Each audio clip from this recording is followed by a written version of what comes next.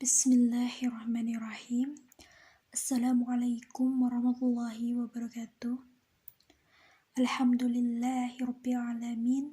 Wassalatu wassalamu ala asrafil anbiya'i wal mursalin sayyidina Muhammadin wa ala alihi wa ashabihi ajma'in.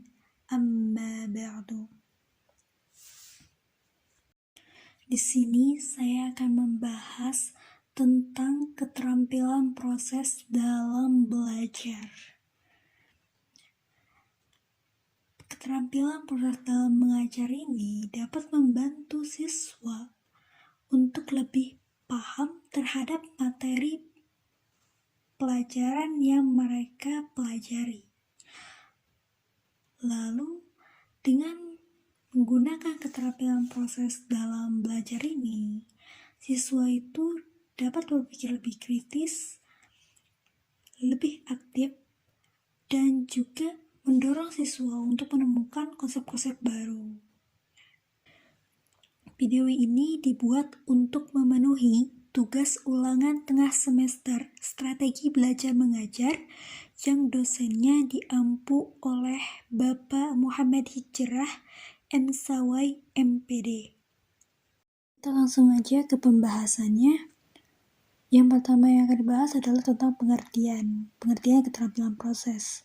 Nah, keterampilan proses merupakan kemampuan siswa untuk mengelola atau memperoleh yang didapat dalam kegiatan belajar mengajar atau biasa disingkat dengan KBM, yang memberikan kesempatan seluas-luasnya pada siswa untuk mengamati, menggolongkan, menafsirkan, meramalkan, menerapkan, merencanakan penelitian, mengkomunikasikan hasil perolehan tersebut. Sedangkan menurut Semiawan dan kawan-kawan dalam buku Nasution 2007, menyatakan bahwa keterampilan proses adalah keterampilan fisik dan mental dengan kemampuan-kemampuan yang mendasar yang dimiliki, dikuasai, dan diaplikasikan dalam suatu kegiatan ilmiah, sehingga para ilmuwan berhasil menemukan sesuatu yang baru.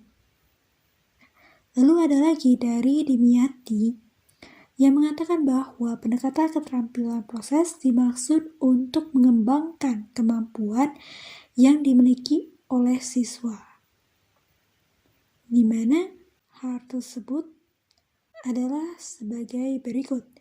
Yang pertama, pendekatan keterampilan proses memberikan kepada pengertian yang tepat tentang hakikat ilmu pengetahuan, di mana siswa dapat mengalami rasakan ilmu pengetahuan dan dapat lebih baik mengerti fakta dan konsep ilmu pengetahuan.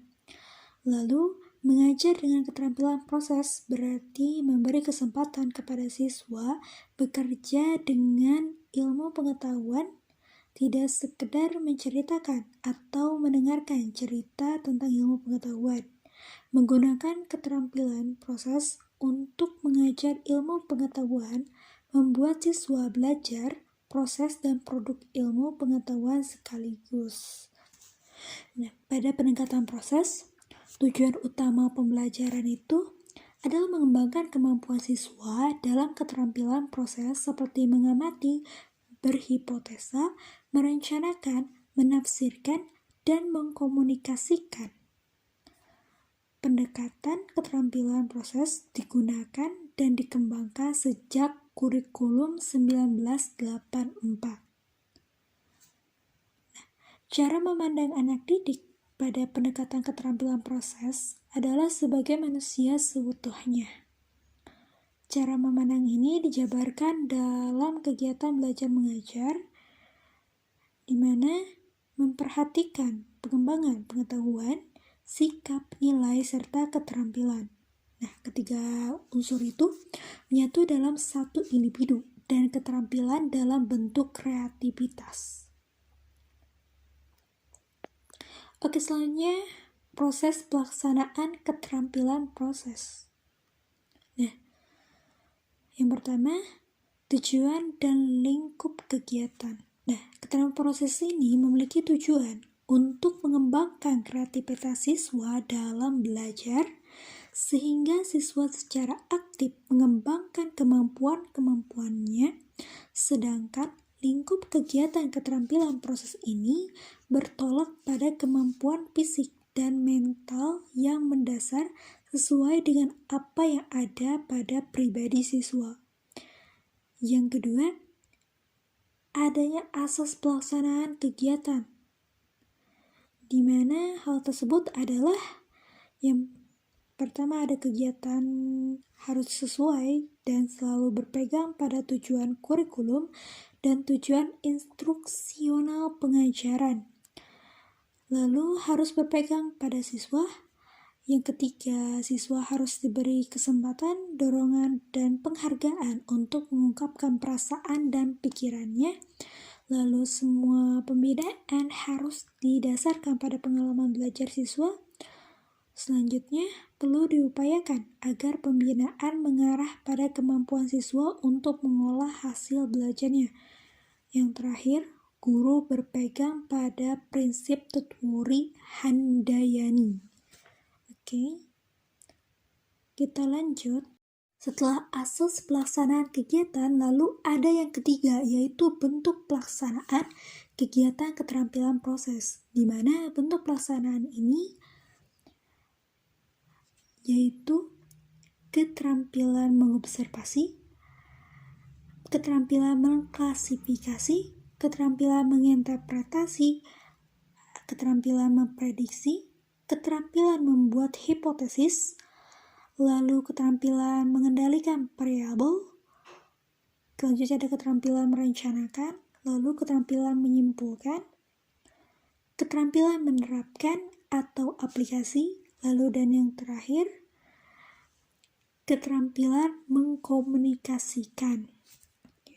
Selanjutnya, yang keempat ada langkah-langkah pelaksanaan keterampilan proses. Pembahasan tentang langkah-langkah yang pertama adalah langkah pendahuluan, di mana guru memeriksa siswa. Setelah itu, guru membahas tugas-tugas yang diberikan. Lalu, guru mengadakan apersepsi, pengarahan, dan pengantar terhadap tugas yang baru diberikan. Selanjutnya, guru memberikan motivasi untuk memusatkan perhatian siswa terhadap pelajaran yang akan diberikan. Setelah langkah pendahuluan, kita lanjut kegiatan belajar mengajar yang dilaksanakan berdasarkan keterampilan proses. Langkah pendahuluan selanjutnya, kegiatan belajar mengajar dilaksanakan berdasarkan keterampilan proses. Setelah itu, guru mengadakan post-test yang bertujuan untuk mengukur seberapa jauh tujuan belajar yang telah dicapai oleh siswa. Nah, setelah mengadakan post-test, lalu menutup kegiatan.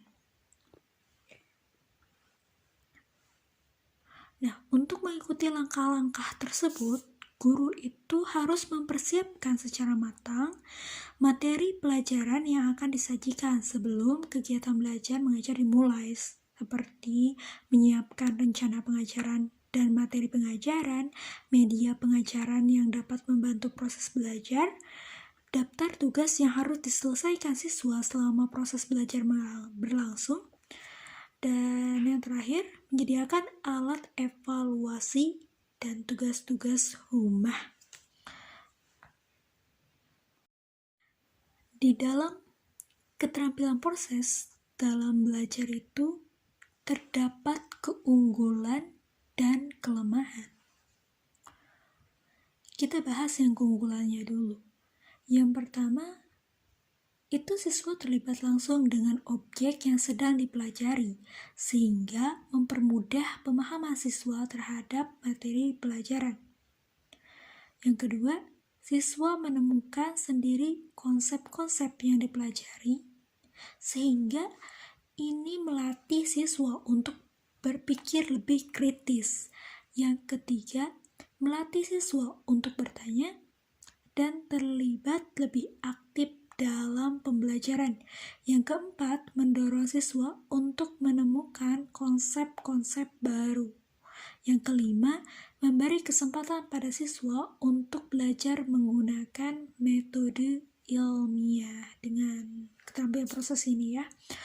Lalu kelemahannya yang pertama, memerlukan banyak waktu sehingga sulit untuk dapat menyelesaikan bahan pengajaran yang ditetapkan dalam kurikulum. Jadi membutuhkan waktu lama ya.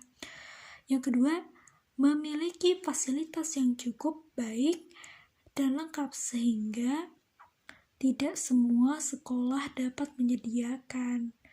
Nah, jadi fasilitasnya itu lebih dari pembelajaran seperti biasanya gitu. Jadi kalau pembelajaran yang menggunakan keterampilan proses itu harus ada fasilitas yang lebih daripada pembelajaran biasa pokoknya. Nah, namun ada cara untuk mengatasi kelemahan ini. Kelemahan daripada pendekatan keterampilan proses. Bagaimana caranya? Yang pertama, guru harus semaksimal mungkin menggunakan waktu yang telah ditetapkan oleh kurikulum sehingga tidak akan memakan waktu yang lama. Yang kedua, guru harus efektif mengatur fasilitas dan alat peraga yang kurang memadai di sekolah. Seperti bisa mengambil dari pribadi atau bisa meminjam dari pihak murid. Oke, yang ketiga, guru harus kreatif dalam proses pembelajaran agar siswa selalu aktif pada saat pembelajaran berlangsung. Jadi guru nggak selalu diem gitu, tapi dia itu harus kreatif sehingga siswa itu terangsang gitu aktifnya. Oke. Selanjutnya, guru mendorong siswa untuk dapat menyimpulkan suatu masalah, peristiwa berdasarkan fakta, konsep, dan prinsip yang diketahui. Oke. Demikian akhir presentasi dari saya.